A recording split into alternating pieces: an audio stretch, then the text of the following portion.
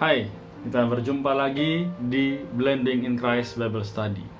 Puji Tuhan, kita sudah sampai kepada topik di mana New Normal and New Way. Pada pertemuan yang sebelumnya, di situ kita sudah membahas bagaimana kita menerima rahmat-Nya selalu baru tiap pagi.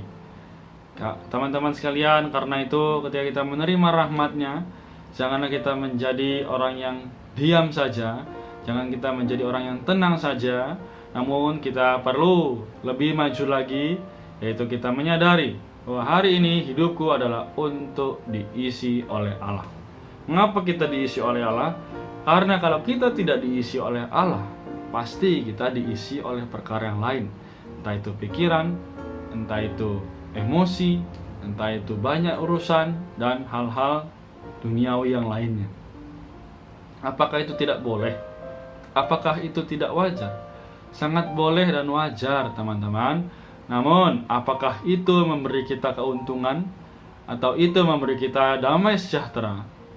Hari ini banyak orang mulai mengalami namanya stres, mengalami namanya depresi, bahkan mulai mengalami namanya kebuntuan, di mana pandemi ini menjadi satu kejadian yang mungkin berdampak sangat besar bagi semua orang, baik itu siswa, mahasiswa, pekerja, ibu rumah tangga, orang tua, anak, semua berdampak.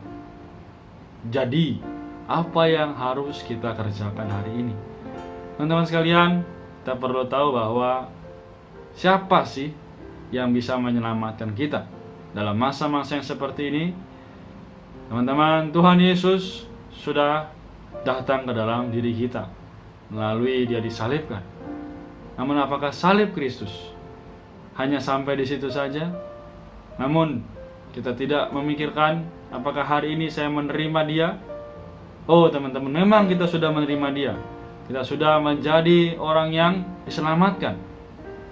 Namun sekali lagi kita boleh bertanya, apakah teman-teman menyadari bahwa hari ini adalah hari-hari yang terakhir? Mengapa bisa hari-hari yang terakhir?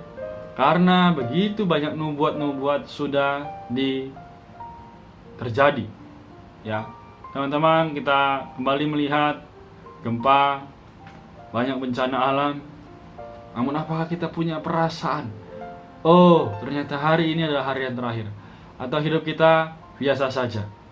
Atau hidup kita malah, ya yang penting aku bisa hidup, dan kita tidak tahu apa tujuan hidup kita. Jadi teman-teman sekalian, kali ini kita akan membahas mengenai bagaimana kita memanggil nama Tuhan, atau melalui who do you call in the morning? Siapa yang kamu panggil di pagi hari? Jadi, kali ini kita kembali melihat dalam ayat Ratapan 3 ayat 55 sampai 56. Ya Tuhan, aku memanggil atau berseru kepada namamu dari dasar lubang yang dalam. Engkau mendengar suaraku. Janganlah kau tutupi telingamu terhadap kesahku dan teriak tolongku.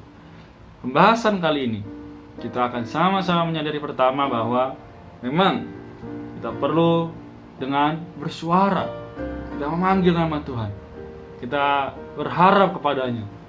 Kemudian yang kedua adalah bukan kita menjadi berseru dan berseru saja, namun di situ terjadi pernafasan rohani.